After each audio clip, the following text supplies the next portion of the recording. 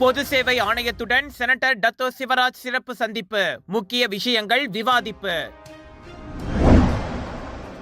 செந்தூல் ஸ்ரீ தெலங்கானா அடுக்குகத்தின் 10வது மாடியில் தீ விபத்து, பெண் மரணம். கொள்கலனில் இயங்கி வரும் லாடாங் ஜெராம் தமிழ் பள்ளி எப்போது விடிவு பிறக்கும் என கணபதி ராவ் கேள்வி. தமிழர் பண்பாடு காக்கும் நடவடிக்கைகளுடன் களை கட்டிய ரீனி தோட்ட தமிழ் பள்ளியின் பொங்கல் விழா.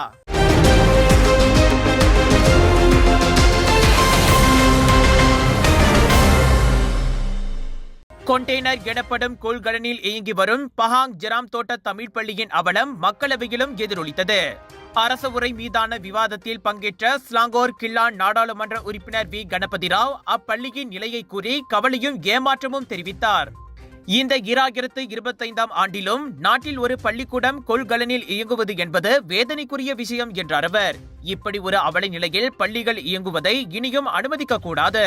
தமிழ் பள்ளிகள் மட்டுமல்ல, மற்ற மொழி பள்ளிகளும் சபா சரபா உட்புற பகுதிகளிலும் எந்த ஒரு பள்ளிக்கும் இந்நிலை ஏற்படக்கூடாது. எனவே கல்வி அமைச்சு இவ்விஷயத்தில் உடனடி நடவடிக்கை எடுக்க வேண்டும். தவறினால் அதற்கான விலையை நாம் கொடுக்க வேண்டி வரும். ஏற்கனவே அரசாங்கத்துக்கான இந்தியர்களின் ஆதரவு குறைந்து வருகிறது. இதுபோன்ற விஷயங்களுக்கு உரிய தீர்வு காணவில்லை என்றால் நிலைமை மேலும் மோசமாகும் என கணபதி ராவ் எச்சரித்தார். Saya harap kerajaan Madani hari ini bukan saja SJKT. Kita dengar banyak juga sekolah agama rakyat. Begitu juga dengan sekolah-sekolah di Sabah dan Sarawak. Kalau sekolah-sekolah daif kita begitu daif dan mereka telah begitu lama, memang saya dengar perkara ini sudah berdekat lamanya dalam kontainer. Saya harap Kementerian Pendidikan akan mengambil dengan tindakan segera. Kita juga perlu faham perkara yang sama yang telah berlaku apabila sekolah SJKT Sungai Bakap yang gagal dibina oleh kerajaan kita menyebabkan pemilihan negeri, pemilihan kita nampak apabila kita ada by election di situ, kaum India sangat marah. Semalam Jelutong telah membawa satu perkara yang menyatakan bagaimana kita telah kehilangan sokongan kaum India yang dulunya, yang kininya, yang mana begitu pelatusannya begitu tinggi kepada kerajaan kita pada hari ini. Hari ini kita nampak 10 India, kaum India, MP kita bersama di blok kerajaan. Tapi di luar sana sokongan kaum India semakin menurun. Saya sebagai ahli Parlimen Kelang yang mempunyai pengundi yang teramai kaum India, memang sukar untuk saya menerima perkara begini. Kita nampak bagaimana kerajaan Madani, adakah benar kita telah menganaktirikan ataupun adakah benar kita tidak mendengar suara mereka? அதே விஷயம் தொட்டு பேசிய Penang Bukit குலுகோர் நாடாளுமன்ற உறுப்பினர் ராம் கர்பால் சிங் இது ஒரு 20 ஆண்டு கால பிரச்சனை என சுட்டிக்காட்டினார். கல்வி அமைச்சு விரைந்து நடவடிக்கை எடுத்திட ஆவண செய்ய அவரும் வலியுறுத்தினார். மேலவை உறுப்பினர் செனட்டர் டத்தோ சிவராஜ் சந்திரன் நேற்று புத்ராஜயாவில் உள்ள பொது சேவை ஆணையமான SBA அதிகாரிகளுடன் சிறப்பு சந்திப்பை நடத்தினார். SBA தலைவர் டத்தோஸ்ரீ அஹ்மத் ஜைலானி யூனுஸ் உடனான அச்சந்திப்பில் மாய்கா இளைஞர், மகளிர் மற்றும் புத்ரா பிரிவுகளின் தலைவர்களும் சிவராஜுடன் சென்றனர்.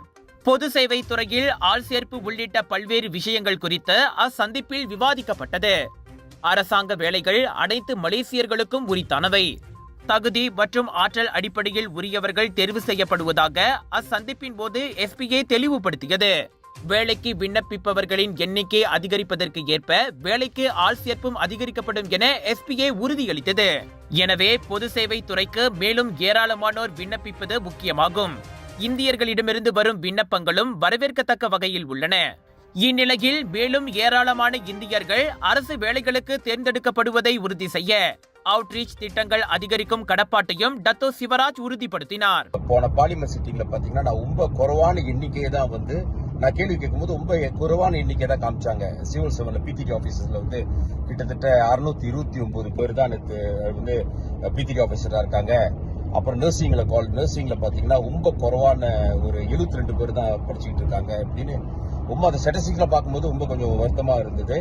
ஸோ அந்த முயற்சியில நான் SBA சேர்மன் சந்திச்சேன். அவர்கிட்ட சொன்னேன், நம்ம சமுதாயம் அரசாங்கத்துக்கு பணி செய்யறதுக்கு நிறைய பேர் தயாரா இருக்காங்க, ஆர்வமா இருக்காங்க. ஸோ அந்த வாய்ப்புகளை கூட கொடுக்கணும் நீங்க. அப்புறம் அவங்க சைட்டும் சொன்னாங்க, இத்தனை பேர் இன்டர்வியூ அட்டன் பண்ணாங்க. கிட்டத்தட்ட 2004 பார்த்தீங்கன்னா 2024 வந்து கிட்டத்தட்ட 35,000 பேர் இன்டர்வியூ அட்டன் பண்ணியிருக்காங்க. என்னது அப்ளிகேஷனை போட்டிருக்காங்க. அப்புறம் அவங்க எஸ்பிசின்னு ஒரு சைக்கோமெட்ரி எக்ஸாம் இருக்கு, அதில் நிறைய பேர் ஃபெயில் பண்ணியிருக்காங்க. அப்புறம் இன்டர்வியூவில் நிறைய பேர் ஃபெயில் பண்ணியிருக்காங்க. அப்புறம் ஒரு 700 பேருக்கு மேலே தான் வேலைக்கு எடுத்திருக்காங்க. ஸோ அதெல்லாம் வந்து எல்லா கிரேட்டும். நான் போய் ஸ்பெசிஃபிக்காக கேட்டது வந்து நான் கிரேட் 41 என்ன கிராஜுவேட்ஸ்க்கு நிறைய வாய்ப்புகளை அரசாங்கத்தில் கொடுக்கணும், அரசாங்க ஊழியராக்கணும். இந்த கஸ்டம் ஆஃபீஸர் அப்ளை பண்ணுறாங்க, அக்கௌண்டன்ட், மெடிக்கல் ஆஃபீஸர்ஸ், இந்த மாதிரி நிறைய பேர் நிறைய துறையில் அப்ளை பண்ணுறாங்க. இன்டர்வியூக்கு கூப்பிட மாட்டாங்க, என்ன நடக்குதுன்னு தெரியல. ஸோ என்ன ஒரு முக்கியமான விஷயம் அவர் சொன்னார்னா, நாம் வந்து தொடர்ந்து முயற்சி பண்ணனாரு. முக்கியமாக என்னன்னா, நீங்கள் வந்து உங்களோட ஸ்டேட்டஸ் அப்டேட் பண்ணிக்கிட்டே இருக்கணும் எஸ்பிஐ வெப்சைட்ல. இன்னொன்று வந்து உங்களுக்கு நீங்கள் எஸ்பிஐல அப்ளை பண்ணிட்டீங்கன்னா உங்களுக்கு பொங்கசான் இமெயில் ஒரு பொங்கசான் வரும். அந்த பொங்கசான் வந்தால் தான் எஸ்பிஐல வந்து சேர்ந்துருச்சு உங்கள் அப்ளிகேஷன் இருக்குன்னு சொல்லி உங்களுக்கு வந்து சாட்சி புக்தி. சோ அந்த அடிப்படையில் நீங்க அதை மேக் ஷூர் பண்ணிக்கங்க. பள்ளிகள் மற்றும் பல்கலைக்கழகங்களில் அரசாங்க வேலை வாய்ப்பு குறித்து விளக்கமளிப்பு கூட்டங்களும் அவற்றில் அடங்கும். மாற்றுத்திறனாளிகளை அரசாங்க வேலைக்கு எடுப்பது குறித்தும் எஸ்பிஐ உடனான சந்திப்பில் சிவராஜ் கேள்வி எழுப்பினார். தகுதி பெற்ற மாற்றுத்திறனாளிகளை வேலைக்கு எடுக்கும் முறையை மேலும் மேம்படுத்த வேண்டும் என்றும் அவர் கேட்டுக்கொண்டார். ஜோஹர் ஸ்கூடாய் தேசிய வகை ரீனி தமிழ் பள்ளி, பெற்றோர் ஆசிரியர் சங்கம் மற்றும் மலேசிய இந்து சங்கம் ஸ்கூடாய் பேரவையும் இணைந்து பள்ளி மண்டபத்தில் பொங்கல் விழாவினை மிக சிறப்பாக ஏற்பாடு செய்திருந்தனர். நாதஸ்வர மேளதாள இசையோடு தொடங்கிய இந்நிகழ்வினை மலேசிய இந்து சங்கம் ஸ்கூடாய் பேரவையின் தலைவர் சேகரன் அதிகாரப்பூர்வமாக தொடங்கி வைத்தார். அவர் தமதுரையில் தமிழ் பள்ளிகளில் தமிழர்களின் கலை பண்பாட்டினை மாணவர்களின் மனதில் வித்திட இந்நிகழ்வுகளை ஏற்பாடு செய்வது சால சிறந்தது என பாராட்டினார். மாணவர்கள் இடையே பொங்கல் போன்ற தமிழர் பண்பாட்டினை கொண்டு சேர்ப்பதில் ரீனி தமிழ் பள்ளி என்றும் முன்னிற்கும் என பள்ளியின் தலைமை ஆசிரியை சு தமிழ்ச்செல்வி கூறினார். பரதம், நாதஸ்வர படைப்பு, பொங்கல் பற்றிய விளக்கம் மற்றும் உருவிமேள படைப்பு, பசு மற்றும் கன்றின் வருகை என நிகழ்ச்சி களை கட்டியது. ஆசிரியர்கள், மாணவர்கள் மற்றும் சிறப்பு விருந்தினர்கள் இணைந்து பொங்கல் வைத்தது இந்நிகழ்விற்கு முத்தாய்ப்பாக அமைந்தது. மாணவர்களுக்கு உரியடித்தல், தோரணம் பின்னுதல் மற்றும் சரம் தொடுத்தல் என பல்வேறு நடவடிக்கைகளில் ஈடுபட்டனர். அவர்களுக்கு அன்பளிப்புகள் வழங்கப்பட்டு தொடர்ந்து நாவிற்கு சுவையான பொங்கலும் பரிமாறப்பட்டது. இதுபோன்ற கலாச்சார நிகழ்வுகள் தமிழ் பள்ளிகளின் மூலம் மாணவர்களுக்கு புகுத்தப்படுவதனால் தமிழர் பாரம்பரியத்தை என்றும் மறவாமல் அடுத்த தலைமுறையினர் பின்பற்றி இயலுகிறது. தமிழ் பள்ளிகள் தமிழரின் அடையாளம் என பலரும் உணர இதுபோன்ற நிகழ்வுகள் பறைசாற்றுகின்றது. எங்க வீட்ல எல்லாரும் தினமும் காலையில ரெய்னாயூர் வெர்ஜின் கோகனட் ஆயில குடிக்கிறோம். நீங்களும் தினமும் ரெய்னாயூர் வெர்ஜின் கோகனட் ஆயில குடிங்க. எப்பவுமே புத்துணர்ச்சியோட இருங்க. ஒவ்வொரு பொழுதும் ரெய்னாயூருடன் தொடங்குங்கள். உங்கள் சிறந்த ஆரோக்கியத்திற்கு அளவான எண்ணெயுடன் சிறந்த முறையில் தயாரிக்கப்பட்ட சைவம் அசைவத்திற்கும் பொருந்தும் சூப்பர் ஊறுகாய், பச்சை கொடி சிவப்பு மீன் சின்னம் கொண்ட ஸ்ரீ மீனாட்சி ஊறுகாய். செந்தோல் ஸ்ரேத்தரங்கானோ பொது வீடமைப்பு பகுதியில் 10வது மாடியில் உள்ள வீட்டில் ஏற்பட்ட தீ விபத்தில் பெண் ஒருவர் உயிரிழந்தார். 50 வயது மதிக்கத்தக்க அந்த பெண் வீட்டின் குளியல் அறையில் இறந்து கிடந்ததை தீயணைப்பு மற்றும் மீட்புத் துறையினர் கண்டுபிடித்தனர். பின்னிரவு மணி 12:38 அளவில் இச்சம்பவம் குறித்து தகவல் கிடைத்ததாக கோலாலம்பூர் தீயணைப்பு மற்றும் மீட்புத் துறையின் நடவடிக்கை பிரிவின் முதல்நிலை கமாண்டர் யோகேஸ்வரன் தெரிவித்தார்.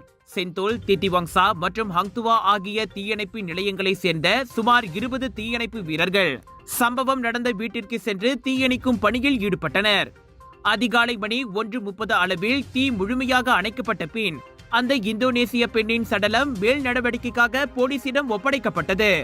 தீ விபத்திற்குள்ளான வீடு 90 விழுக்காடு அழிந்ததாக யோகேஸ்வரன் தெரிவித்தார்.